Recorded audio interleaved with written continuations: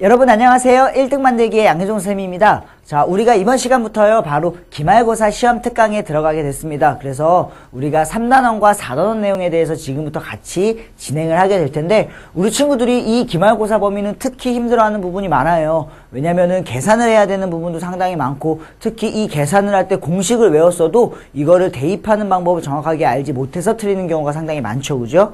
그리고 4단원과 같은 경우에는 이제 암기할 내용이 또 어마어마하게 많습니다, 그죠? 그렇기 때문에 우리 친구들이 막 머리에 과부하가 걸려가지고 시험 볼 때도 좀 많이 힘들어하는 단원이기는 해요. 하지만 우리가 정확하게 포인트를 알고 그것을 문제에 적용시키는 방법만 정확히 알고 있다면 이 단원을 헤쳐나가는 것도 역시나 어렵지 않게 우리 친구들은 해낼 수 있을 거라고 선생님은 믿습니다.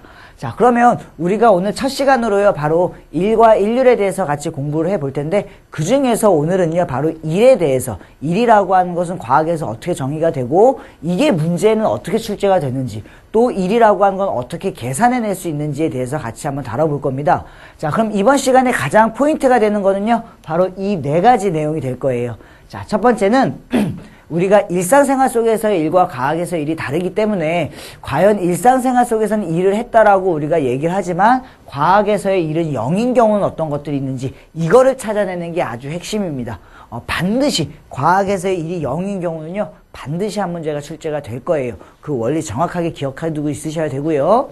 그 다음에 두 번째는 일을 계산하는 건데, 일을 계산하는 것은 총 세 가지, 우리가 세 가지 방법에 따라서 계산을 합니다. 근데 그 계산 방법이 다 다른 것이 아니라 실제로는 딱 하나의 원리로 계산을 하는 거야. 그럼 그 하나의 원리를 정확하게 기억을 해두면 내가 들어올릴 때 중력에 대해서 하는 일을 계산한다든지, 혹은 잡아당길 때 마찰력에 대한 일을 계산하는 것 정도는요 우리 친구들이 곱하기만 하면 아주 쉽게 할 수 있는 내용이 될 거예요.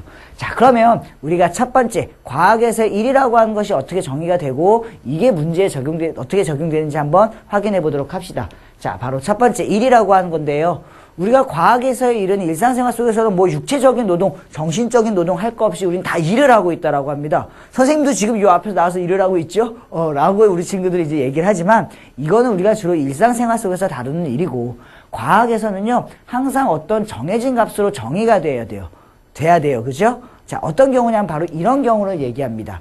반드시 어떤 물체에게 힘이 작용을 해서 내가 그 물체에게 힘을 가해서 힘의 방향으로 그 물체를 이동시킨 경우에만 내가 일을 하였다라고 합니다. 여기서의 가장 핵심이 돼야 돼서 들어가야 될 말이 바로 이거죠. 아, 물체에게 힘이 작용을 해야 된다. 내가 힘을 가해서 그 물체를 밀었어. 그러면은 그 물체가 반드시 이 힘의 방향